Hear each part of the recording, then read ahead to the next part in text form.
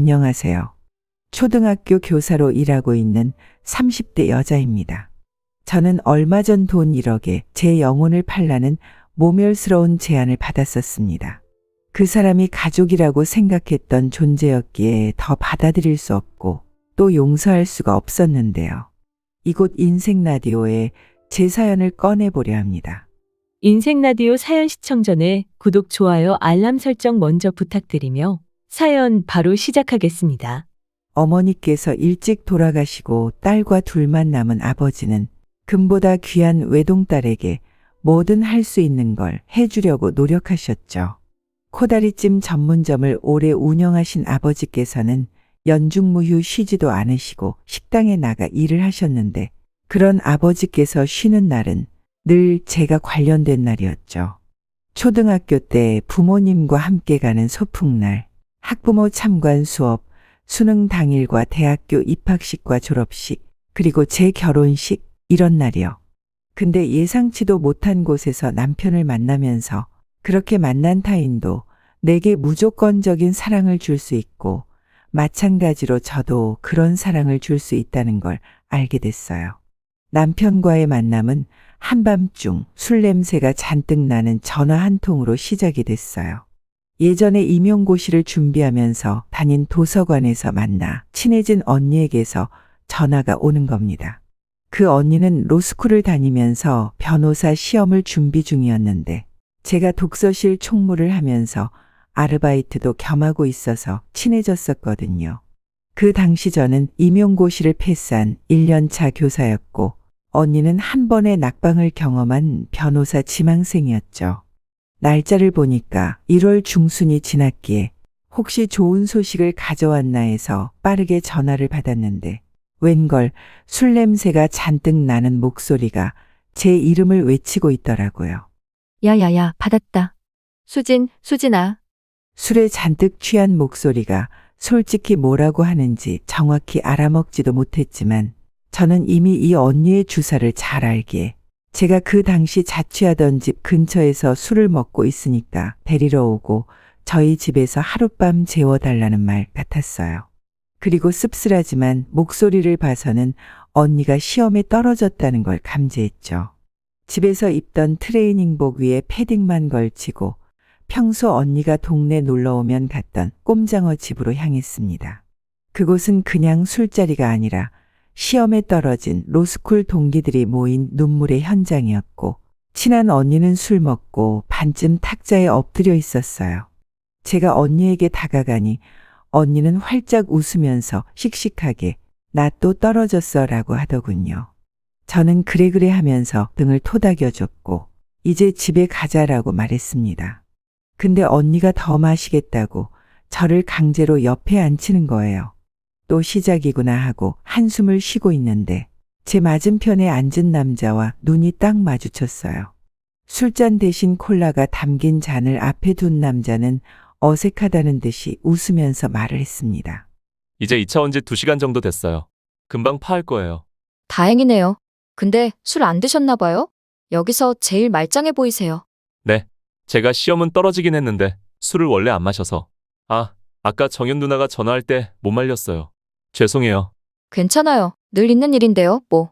이 근처에 진짜 친하고 귀여운 동생이 있다고 꼭 불러야 한다고 하는 거예요. 이렇게 착하고 귀여운 분을 만나서 영광입니다. 이게 제가 남편과 나눈 제일 첫 번째 대화였어요. 술을 안 마신다고 하는 남편은 옆에서 만취한 사람들이 내뿜는 술 냄새를 마신 탓인지 생글생글 웃으면서 재미있는 소리를 하더라고요. 그래도 그곳에서 제대로 된 문장으로 대화를 하는 사람이 그 사람뿐이라서 언니가 집에 가겠다고 할 때까지 남편과 이런저런 대화를 하기 시작했네요. 대화를 해보니 남편은 저와 28살로 동갑이었고 이번 시험이 처음으로 보고 낙방을 한 시험이라고 하더군요. 그렇게 이런 얘기 저런 얘기를 한 결과 집에 가기 전에 연락처를 교환했고 그 후에는 종종 만나 식사를 하다가 연인이 됐죠. 남편의 첫인상은 어딘지 맹해 보인다는 거였어요. 웃는 것도 뭔가 좋게 말하면 순박해 보이고 나쁘게 말하면 어리버리해 보이는 인상이었죠. 실제 성격도 그랬어요. 착하고 다정한데 너무 설렁설렁한 느낌이 나서 제가 매번 좀 야무지게 해봐라고 말을 했으니까요. 근데 말은 또 엄청 청산유수로 잘했습니다. 이래서 변호사가 되려나 보다 할 정도였어요. 그런 매력에 빠져서 남편의 공부 때문에 한 달에 2번씩 만났어도 좋았고, 만난 후에도 피곤해서 코피를 흘리는 것도 그저 안쓰럽기만 했네요. 남편은 다행히 집안이 여유로운 편이어서 공부하면서 배를 곱는다거나 시간을 쪼개서 아르바이트를 하지도 않았어요. 하지만 자취를 해서 종종 아버지께 부탁을 해서 식당에서 반찬을 조금 더 만들어 남편에게 가져다 주곤 했습니다. 남편은 변호사가 되는 것에 큰 뜻이 있는 사람이었기에 사랑하는 사람의 꿈이라고 생각을 하고 열심히 응원을 해줬습니다. 제 직업이 교사잖아요. 그래서 시험 공부를 할 때 조금 더 깔끔하게 정리된 걸로 하라고 형사법, 법조윤리, 민사법과 공법을 각각 스터디 카드를 만들어서 주기도 했고, 정말 친한 친구의 사촌 언니가 변호사라서 시험 전 논술 문제에 대한 질문을 따로 자리를 만들어 자문하게 해주기도 했어요. 공부를 하는 남편과 연애를 하는 건 생각보다 힘들지 않았어요. 공부를 도와주는 것도 오히려 도우면서 저도 생소하고 신기한 사실들은 알아가는 재미가 있어서 오히려 즐거웠고요. 단 한 가지 어려웠던 건 바로 노력을 함에도 원하는 결과를 얻지 못해 힘들어하는 남편을 가장 가까이에서 지켜보는 거였죠. 종종 제 앞에서 힘든 내색을 단 1%도 보이지 않으려는 게 보여서 까놓고 말했습니다. 그 이후 남편은 조금씩 달라졌어요.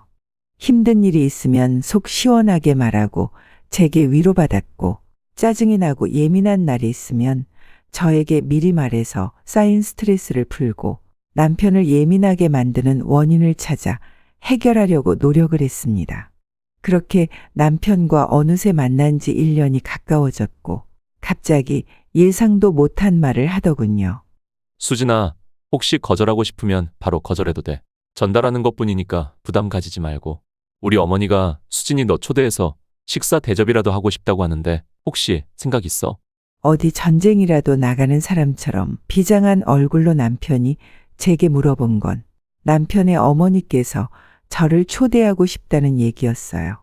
제게 부담 주고 싶지 않다고 하면서 평소에는 말도 잘하는 사람이 우물쭈물거리며 설명하더라고요. 우리 엄마 분명히 너를 내 결혼 상대로 생각하고 초대하시는 거야. 너가 나한테 얼마나 잘하는지 다 아시거든. 내가 다 말하고 종종 내 자취방 오시면 티가 딱 나기도 하니까. 괜히 결혼 얘기 나와서 부담스러울 수 있으니까 불편하면 솔직하게 거절해줘. 왜 부담스러워? 찬혁이 너 나랑 결혼 생각 없어? 응? 아, 나야 너무너무 하고 싶지. 고맙지. 근데 나 시험도 계속 떨어지는데 너 발목 잡는 건 아닐까 봐. 난 물어볼 것도 없어. 너만 괜찮으면 정말 난 너뿐이야. 으휴, 말로 먹고 사는 직업 가지려고 하는 사람이 이렇게 말을 못해서야. 어머니께 말씀드려. 미래의 아들 며느리가 감사한 마음으로 찾아뵙겠다고.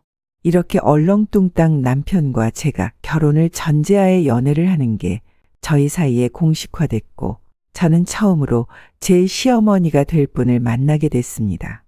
남편은 어렸을 때 부모님께서 이혼하신 후 어머니와 동생과 함께 살고 있었어요. 어머니께서는 한복집을 운영하셨고 동생은 공무원이었어요. 근데 남편이 가족들에게 어떻게 설명을 한 건지 그날 저는 시댁에서 귀빈 대접을 받았답니다. 시어머니의 첫인상은 와, 한복집 운영하실 만하다였어요. 단아하고 우아하신 외모에 목소리나 말투도 나긋나긋하셨거든요. 제가 현관문을 지나 인사를 하기 전에 부드러운 손으로 제 손을 잡으시면서 이렇게 말씀하셨죠. 우리 아들 만난다고 고생이 많아요. 남의 집 소중한 딸, 한창 이것저것 하면서 연애할 시기에 이렇게 뒷바라지만 해서 어떻게 해. 내가 늘 고마워하고 있어요. 우리 수진 양 위해서 기도도 많이 하고. 아휴, 제가 고생하는 게 뭐가 있어요. 공부하는 사람이 훨씬 더 힘들죠. 아니에요. 내가 잘 알지. 자식 공부시켜봐서 너무 잘 알아. 곁에 있는 사람도 피가 마르는 거야. 그게, 어머, 내가 손님을 현관문 앞에 이렇게 세워두고 말이 길었네. 일단 들어가서 앉아요, 앉아. 커피 줄까요? 아니면 홍차? 밥 먹기 전에 간단하게 차 마셔요, 우리. 무슨 온다리를 내조하는 평강공주를 대하는 것처럼 시어머니께서도 저를 아주 다정하고 대단하다는 눈으로 쳐다보시고 평소 쉬는 날 집에도 잘 안 붙어 있다는 시누이도 집에 안 나가고 저를 보기 위해 남아 있더라고요. 언니, 지금 일하고 있는 학교는 어느 동네에 있어요? 야, 지혜야. 무슨 초면에 바로 언니라고 부르냐? 뭐 어때서? 어차피 둘이 결혼한다며. 그때 집에 와서 나랑 엄마 붙들고 자랑했잖아. 수진이가 나랑 결혼한대. 엄마 며느리래 라고. 벌써 잊었어? 아이, 너는 그걸 지금 왜 말해? 어머, 왜 지금 말하면 안 되니? 혹시 결혼 생각 없어? 수진 양 그냥 했던 말이에요? 아니요, 전혀 아니에요. 진심이었어요. 찬혁이, 아니 찬혁 씨가 저 불편해할까봐 괜히 저러는 거니까 신경 쓰지 마세요. 제가 결혼할 거라고 그 앞에서 확정까지 내리니 시어머니는 10년 묵은 체증이 한 번에 내려가는 사람처럼 활짝 미소를 지으셨어요. 찬혁이가 수진 양 만난 후에는 발 뻗고 자잖아요. 고등학교 들어갈 때도 그렇고 대학교 들어갈 때도 그렇게 공부하는 애 때문에 가슴 졸였는데 이제는 또 로스쿨 시험 본다고 하니 내가 기함을 했지. 그게 또 끝이 아니라 이제는 국가고시까지 있다고 하는데 아유 지겨워. 엄마가 지겨울 게 뭐 있어요? 공부는 다 내가 하는데. 부모 마음이라는 게 그게 아니야 이놈아. 아무리 공부는 너가 하고 시험은 너가 본다지만 엄마도 같이 보는 기분이라고. 근데 내가 그 걱정을 수진 양이랑 나눠서 들으니까 살겠어요. 고마워요, 수진 양. 근데 또 수진 양하고 수진 양 아버님께 못할 짓 하는 건 아닌가 몰라. 고마워하셨다가 미안해 하시고 또 가족이 되자고 하셨다가 그러면 너무 이기적인 것 같다고 하시고 작은 원맨쇼를 보는 것 같았네요. 시어머니께서는 참 귀여운 분이셨어요. 아들의 곁에 든든한 지원군이 있는 걸 원하는 부모로서의 마음과 또 같은 부모로서 저희 아버지께 죄송한 마음이 시어머니의 내면에서 싸우는 것 같았죠. 그 후로는 종종 시어머니께서 먼저 연락을 하셔서 밥을 사주시거나 저 생각나서 샀다며 옷이나 스카프 같은 걸 사서 남편을 통해 보내주셨어요. 남편을 통해서 저희 아버지 생신도 알아내셨는지 편하게 입을 수 있는 개량 한복 세트를 보내주셔서 또 한 번 감사 연락을 드렸고 저도 시어머니 한복집으로 꽃바구니를 보냈어요. 그렇게 시간이 흘러 남편이 두 번째 변호사 시험에서 떨어졌을 때 결심했어요. 이 사람과 그 해에 결혼식을 치러버려야겠다고 말이죠.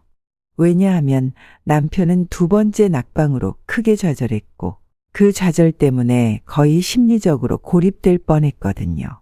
공부하면서 물론 점수 관리도 중요하지만 무엇보다 멘탈 관리가 제일 중요하잖아요.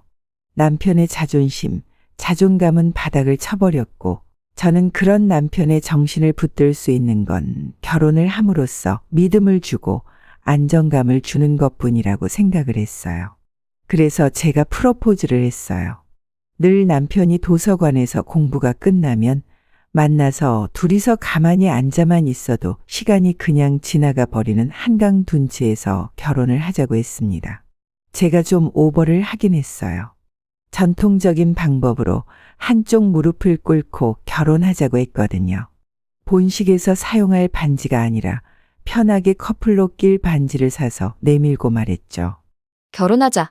앞으로 어떤 일이 일어나고 또 뭘 성공하고 실패를 할지라도 늘 네 곁에 있을게. 나도 사람이라서 종종 무슨 일이 생기면 너를 원망할 수도 있고 시비도 걸고 예민해져서 미운 소리도 할 거야. 하지만 난 알아. 그런 나를 받아줄 사람도 너뿐이고 어떤 일로 싸우든 우리는 다시 우리의 자리로 돌아와서 함께 할 거라는 걸. 차녀가 행복하게 해줄게. 너도 날 행복하게 해줘. 좀 오글거리죠. 저도 그렇게 생각해요. 제가 남편에게 한 프로포즈 대사를 아직까지 기억하고 있는 건 그때 몇 날 며칠을 다이어리에 적어가면서 할 말을 정했기 때문이에요. 그리고 그 다이어리는 지금까지도 잘 간직하고 있고요. 남편은 입도 못 대다가 마침내 저를 바닥에서 일으키고 꼭 안아주면서 행복하게 해주겠다는 대답을 했네요. 그렇게 남편은 세 번째 시험과 동시에 결혼 준비까지 하게 됐어요. 물론 결혼 준비는 거의 제가 한 거나 마찬가지지만요. 시어머니께서는 제가 결혼식에서 입을 한복도 손수 치수를 재서 수제 제작을 해주셨어요.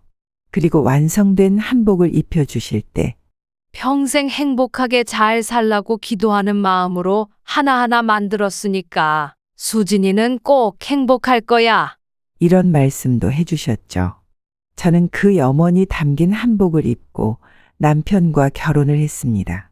시어머니는 본인이 하시는 한복집에 제가 결혼식에 한복을 입고 찍은 사진을 대문짝만하게 걸어 놓으시기도 했어요. 하지만 결혼식보다도 제일 중요한 건 바로 함께 살 집이었어요.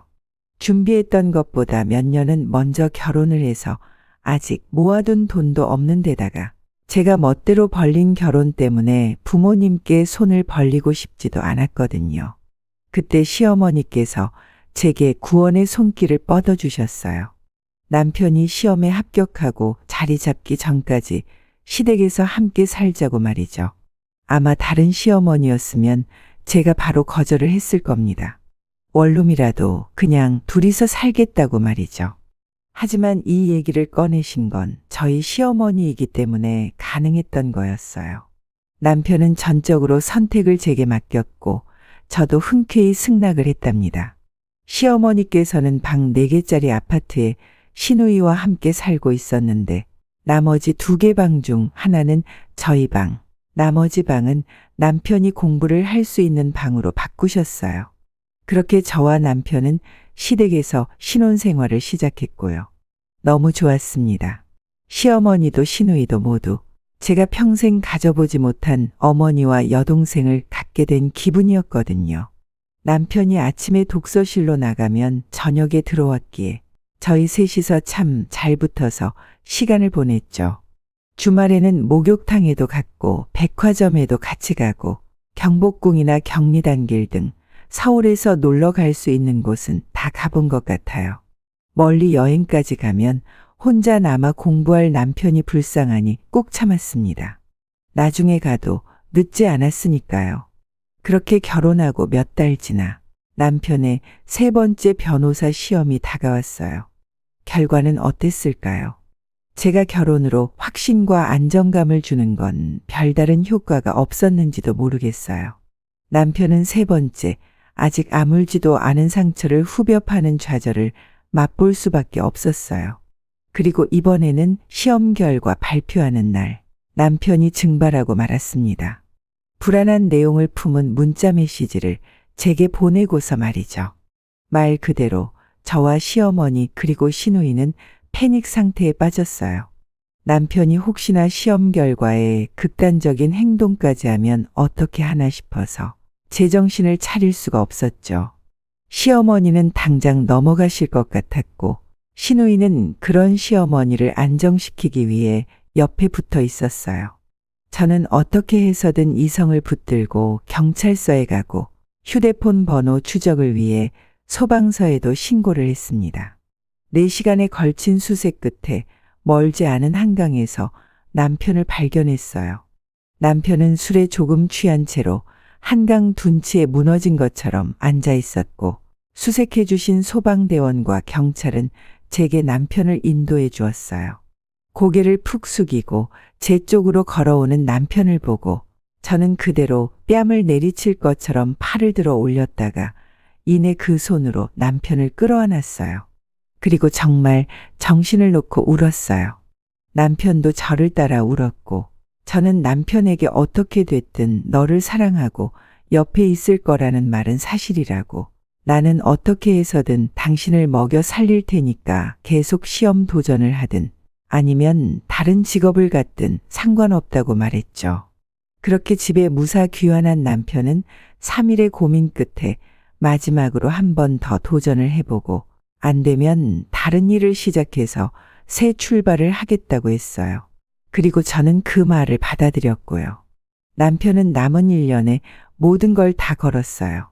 다시 단기 임대로 원룸을 얻어서 나가서 공부만 했습니다. 고생 끝에 낙이 오고 서단계에 3년이면 풍어를 읊고 만추가경이라는 사자성어처럼 남편은 이제는 마지막이란 생각으로 큰 결실을 했습니다. 31살이라는 나이에 남편은 드디어 고대하던 시험에 합격해서 당당히 변호사가 됐습니다. 남편은 조금의 시간 낭비도 하지 않았어요. 합격을 축하할 시간도 없이 바로 일할 수 있는 로펌을 찾아 면접을 보러 다녔고 바로 취직을 했어요. 메이저 로펌은 아니었지만 회사 규모도 꽤 큰 로펌이었죠. 남편은 앞으로 2년 동안 바짝 돈을 모아 분가해서 둘이서 살자고 했습니다. 그리고 못 누렸던 둘만의 신혼생활을 하자는 말도 했고요. 시어머니는 남편의 합격 발표 날 이런 말을 하셨네요. 이거 찬혁이 너 혼자 낸 결과 아니다. 수진이가 함께 낸 결과야. 아무리 제 도움이 많은 역할을 했어도 굳이 이런 말까지 안 해주셔도 되는데 확신에 찬 눈빛으로 저를 보면서 하는 말에 크게 감동을 했네요. 정말 이제는 모든 걱정이나 불안을 당연히 곁에 두는 일상이 아닌 평온하고 따뜻한 일상을 보낼 거라는 생각에 가슴이 벅차올랐어요. 하지만 그렇게 벅차오른 가슴은 1년을 채 넘기지 못하고 그대로 가라앉고 말았습니다. 마치 이 고비만 잘 넘기면 달콤한 순간이 올 거라고 내 자신에게 되뇌었던 게 모두 거짓이었다고 누군가가 비웃는 것처럼 말이죠. 그리고 그 비웃음의 주인공은 제가 누구보다 믿던 사람의 형체를 하고 있었어요. 지금 생각해보면 그 순간은 그날부터 시작이 됐던 것 같아요. 시어머니께서 변호사가 된 남편을 자랑하기 위해 나갔던 모임에서 돌아오신 날부터 말입니다. 시어머니는 남편이 시험에 합격한 후로 정말 바쁘게 지내셨어요. 나가시는 모임에서 만난 사람들 모두에게 아들이 변호사 된 기념으로 밥도 사고 초대해서 잔치도 벌이시느라고 말입니다. 그리고 그날도 다니시던 모임에서 호텔 뷔페를 예약해서 아들의 합격을 축하할 겸 한턱 내고 오시겠다고 하셨어요. 근데 그렇게 기분 좋게 나가신 분이 초저녁이 됐을 때 아주 어두운 얼굴로 들어오시더라고요. 어머님, 오셨어요? 표정이 왜 그러세요? 모임에서 혹시 무슨 일 있으셨어요? 응?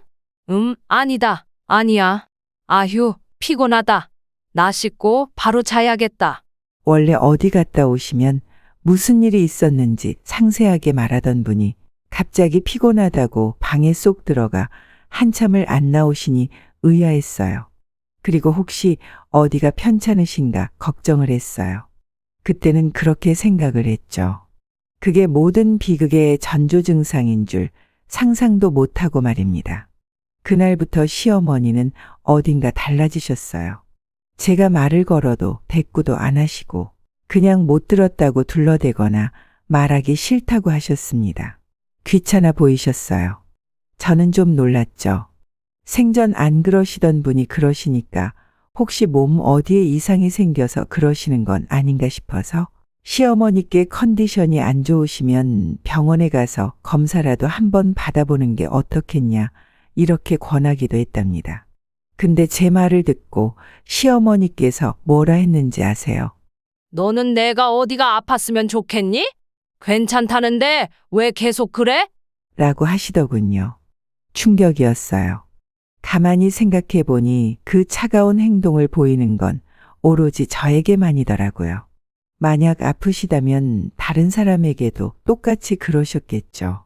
다른 사람도 아니고 제 시어머니께서 이러시니 혹시 내가 뭘 잘못한 게 있나 그동안 제 행동을 하나하나 되짚어 봤습니다. 하지만 문제는 없었어요. 정말 맹세코 시어머니께서 갑자기 제게 차갑게 돌변할 만한 계기가 될 행동은 하나도 존재하지 않았습니다. 그래, 그냥 내가 예민한 거 아닐까.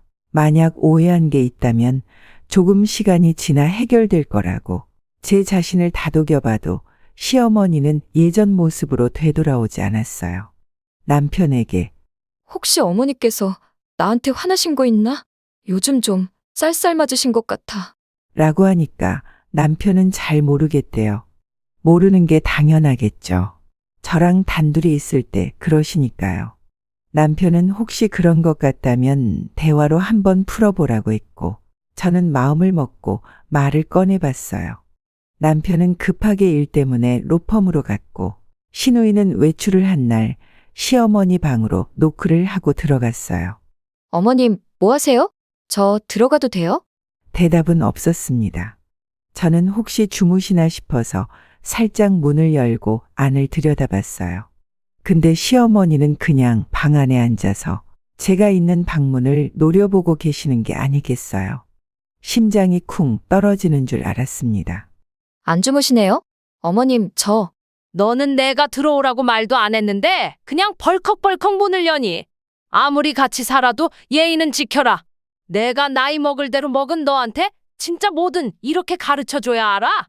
갑자기 떨어진 불호령에 저는 그저 죄송하다는 말만 하고 다시 방문을 닫았어요. 그리고 뒤돌아 제 방으로 가면서 확신을 했습니다. 시어머니가 나를 미워하고 있고 그건 그냥 단순한 미움이 아니라 거의 정을 떨어뜨릴 목적의 미움이라는 거 말이죠. 이게 대체 무슨 일일까요?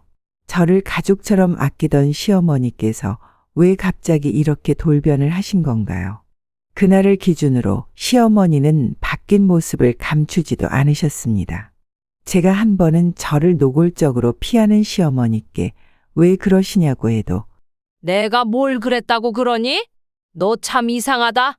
라고 오히려 저를 이상한 사람으로 몰고 가셨어요. 정말 황당한 사건은 따로 있었는데 주말에 제가 일찍 빨래를 돌리고 나오는데 몇 분 뒤에 시어머니가 세탁기가 있는 다용도실로 들어가시는 걸 봤어요. 아무 생각이 없었는데 빨래가 다 됐다는 소리에 세탁기에서 빨랫감을 뺐을 때 침을 삼킬 수밖에 없었어요. 하얀색 빨래만 돌린 빨랫감들 안에 언제 빨간색 스카프가 들어간 건지 다른 빨래들마저 모조리 빨간색으로 물들어 있는 게 아니겠어요. 생전 처음 보는 빨간 스카프를 한 손에 들고 황당해하고 있었는데 언제 다가왔는지 뒤에서 깜짝 놀랄 목소리가 들리는 겁니다. 너 이거 뭐 한 거야? 빨래 색깔도 잘 구분을 못해서 이 지경을 만들어? 이게 뭐야? 이게 옷을 다 버려야겠네? 저는 분명히 이 스카프를 넣은 기억이 없는데 일단 제가 집에서 물 뺄 수 있는 건 빼보고 다른 건 세탁소나 전문 업체에 물 뺄 수 있나 볼게요. 그럴 바엔 그냥 사는 게 낫겠다. 내가 언젠가 이럴 줄 알았어. 그저 아직도 손님처럼 내가 해주는 것만 좋았지? 살림 하나를 배우려고 안 했잖아. 아유, 이걸 다 어떻게 하니? 누가 보면 제가 집 안에 있는 모든 옷들을 불에 태운 줄 알겠어요. 저도 모르는 사이에 들어간 스카프 때문에 실수를 한 건데 심지어 저는 진지하게 다용도실로 들어갔던 시어머니께서 그 스카프를 넣으신 게 아닌가 의심까지 했습니다. 계속해서 저를 몰아세우는 시어머니를 보다 방에 있던 남편을 불렀어요. 시어머니는 갑자기 남편을 부르는 저를 어리둥절하게 쳐다보시고 이윽고 남편이 다용도실 쪽으로 다가왔어요. 저는 세탁물을 가리키며 물었어요.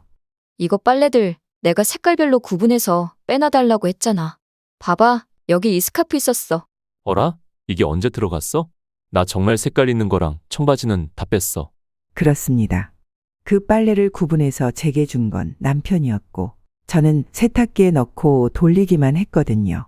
그 사실을 전혀 몰랐던 시어머니는 그대로 굳으셨고 남편은 계속 정말 구분 잘했다고 억울해했죠.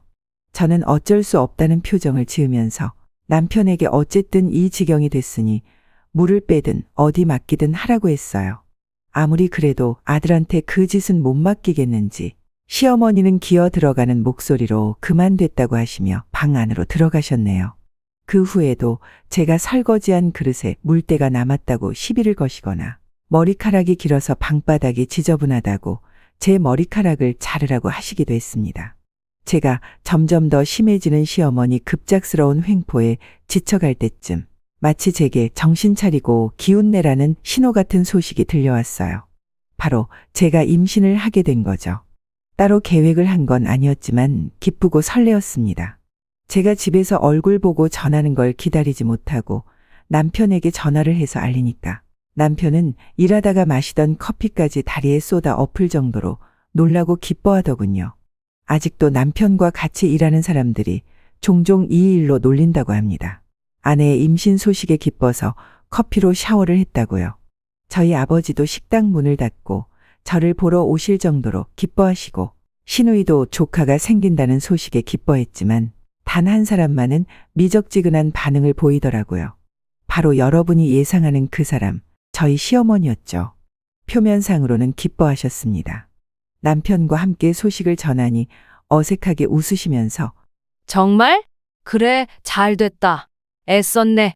라고 하시더군요. 그리고 그 다음부터는 그래, 잘 된 일인데 너무 일찍 가졌다.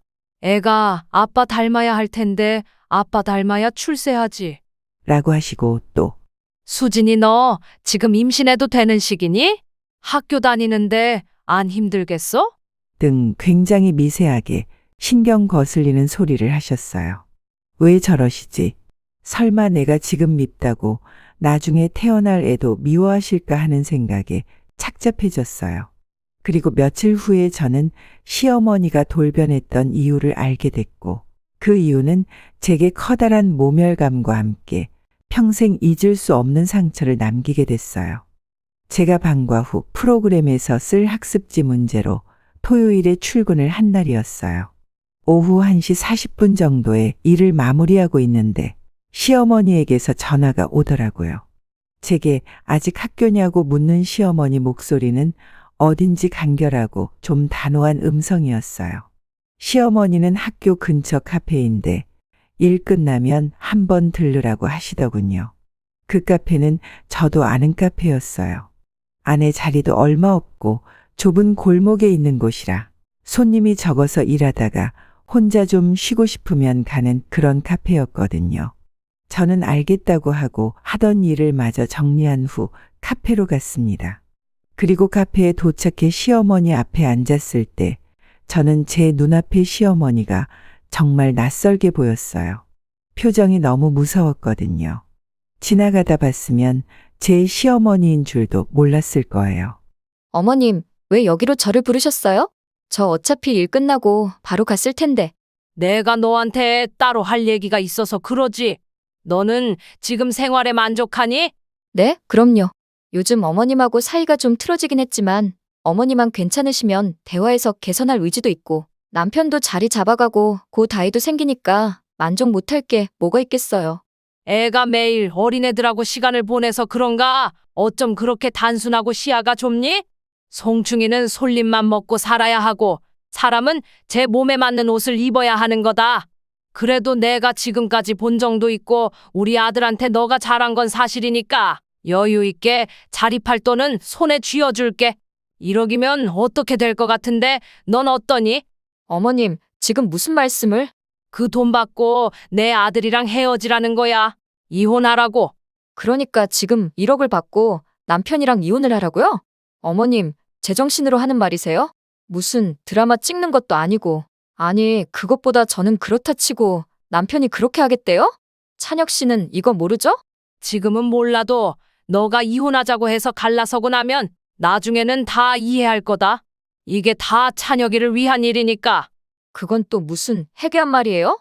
너만 없었으면 찬혁이한테 얼마나 많은 선자리가 들어왔을지 너 아니? 찬혁이 시험 합격하고 나가는 자리마다 결혼만 안 했으면 지들이 나서서 중매 섰다고 난리를 치더라. 한 명은 병원장 딸이 지금 혼자인데 왜 그렇게 빨리 결혼시켰다고 하고 대기업 임원 딸도 선자리 나왔다고 하는데 너무 억울하지 않니? 뭐가 그렇게 억울하세요?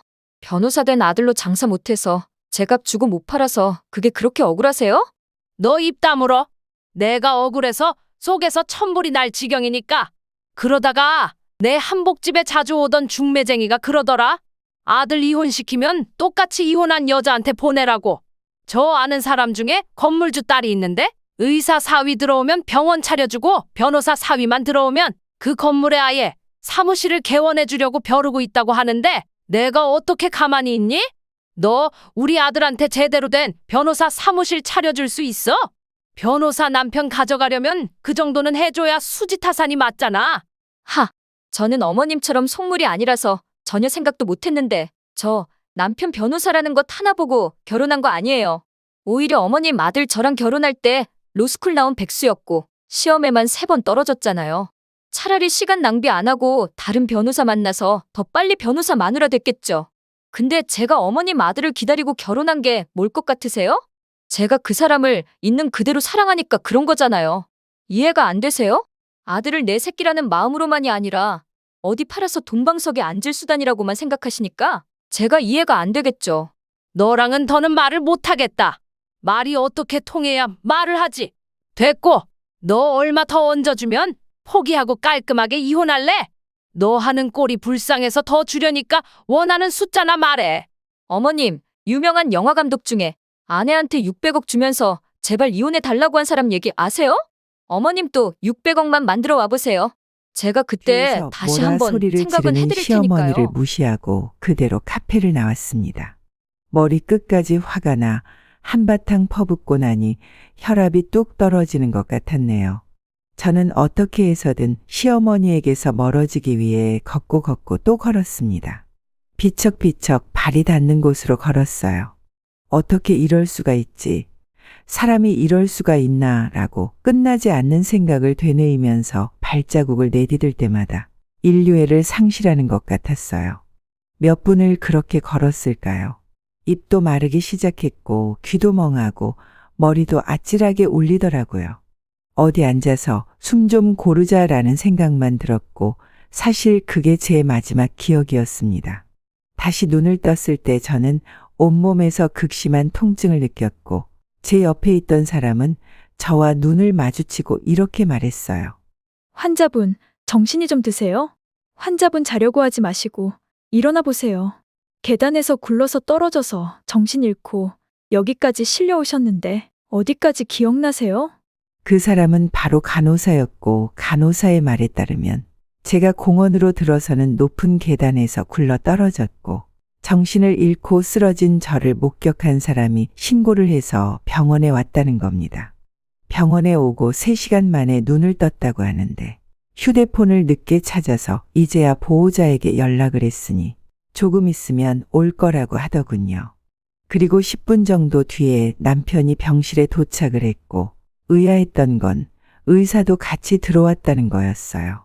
남편은 참담한 표정으로 제가 누운 침대 끝에 앉아서 제 손을 잡았고 얼마 안 있어 의사는 천천히 제 몸 상태에 대해 설명을 했습니다.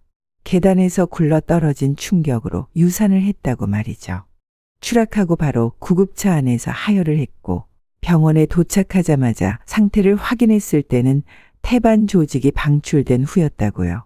임신 초기의 유산은 조금만 충격을 받아도 쉽게 일어나니까 죄책감을 가질 필요 없다고 의사가 설명을 했지만 실감도 나지 않았고 믿고 싶지도 않았습니다. 저는 그대로 엎드려서 울었고 남편은 그런 제 등을 쓸어주면서 같이 울었어요.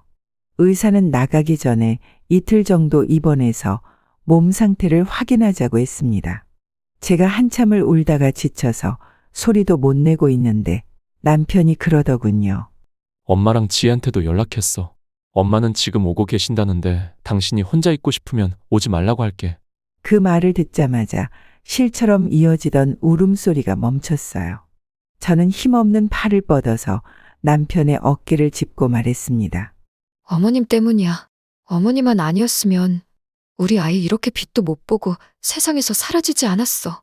남편은 제 뜻도 모를 소리에 얼굴을 찌푸렸고 그게 무슨 소리냐고 묻는 남편을 무시한 채 저는 옆에 있는 가방을 들어서 휴대폰을 찾았어요. 다행히 계단에서 구를 때 충격을 안 받았는지 휴대폰은 멀쩡했죠. 저는 최근 녹음한 내역을 확인하고 남편에게 건넸어요. 맞아요. 몇 시간 전 시어머니의 부름으로 카페에 들어가기 전 유리창 안으로 보이는 시어머니의 무시무시한 표정을 보고 불안감을 감지한 저는 휴대폰 녹음 기능을 켜서 가방 안에 넣고 들어갔었거든요. 그 카페에서 나눈 대화가 고스란히 휴대폰에 녹음되어 있었고 제게서 건네받은 휴대폰에서 나오는 음성을 듣던 남편의 얼굴은 서서히 균열이 가기 시작했어요. 남편이 음성 파일을 다 들어갈 때쯤 병실 문이 열리고 한껏 상기된 표정의 시어머니가 빠른 걸음으로 들어와 저를 향해 다가왔어요. 그리고 입술을 삐죽거리면서 상황 파악도 못하고 소리를 치기 시작했고요. 아니, 이게 대체 어떻게 된 일이야? 얼마나 조심성이 없고 정신을 빼놓고 다니면 계단에서 굴러서 유산이 돼. 너 찬혁이랑 가정 꾸리고 애 낳을 생각이 있었던 거 맞아?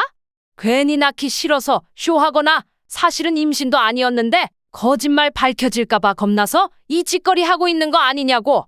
이거 안 되겠다. 찬혁아, 너 어머 너 왜 이래? 시어머니가 신나게 한층 제가 얼마나 악랄하고 생각이 없는 인간인지 소설을 써서 층을 쌓아갈 때쯤 음성에 녹음된 내용을 다 들은 남편은 한 손에는 여전히 휴대폰을 든 채로 일어나 시어머니를 붙잡았어요. 그리고 무서운 기세로 병실에서 내쫓으려고 했어요.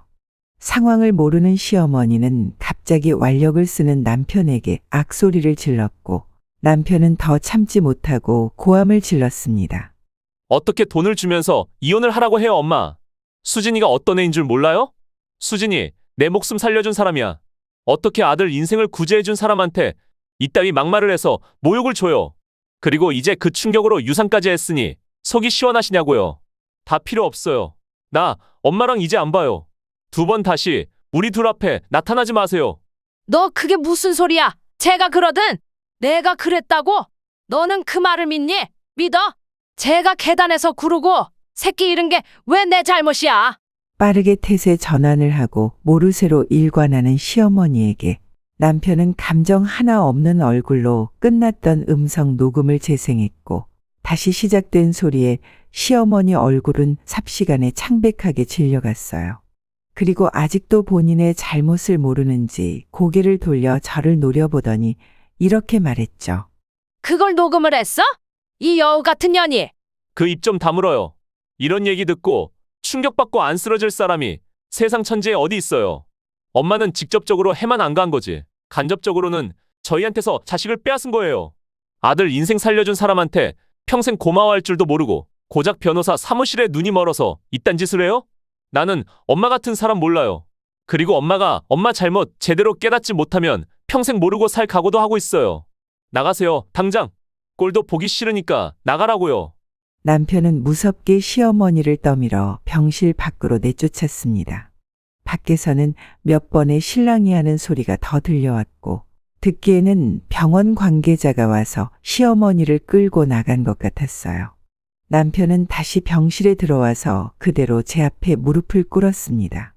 본인에게 저런 어머니만 없었어도 제가 상처를 받거나 우리 아이가 잘못될 일은 안 생겼을 거라고 제게 너무 미안하다고 용서를 빌더군요.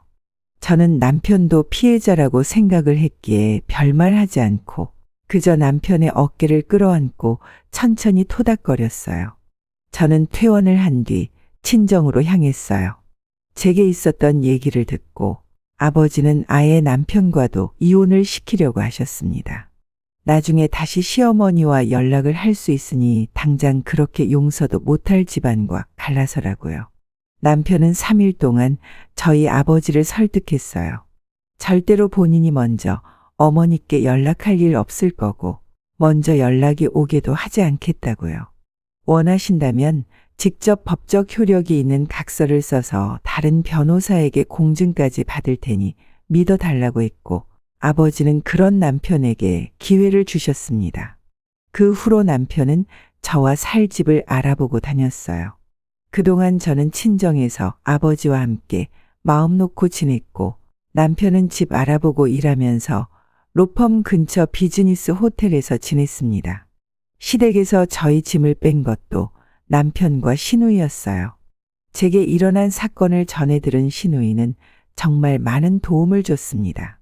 저를 찾아가겠다는 시어머니를 말리고 집에 있는 저희 물건을 빠르게 가지고 갈 수 있게 정리를 해준 것도 바로 시누이였어요. 그리고 얼마 안 있으면 본인도 독립을 할 거라고 하더군요.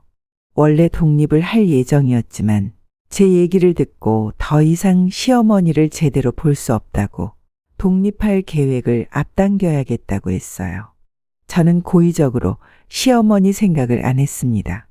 어떻게 해서든 그 사람이라는 존재를 제 기억에서 지우고 싶었어요.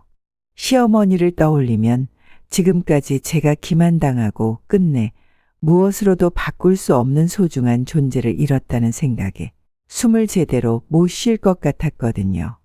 저는 그 일 후에 틈틈이 상담도 받고 어느 정도 일상으로 돌아갔습니다. 아버지 곁에 있으니 그나마 회복이 빨랐던 것 같아요.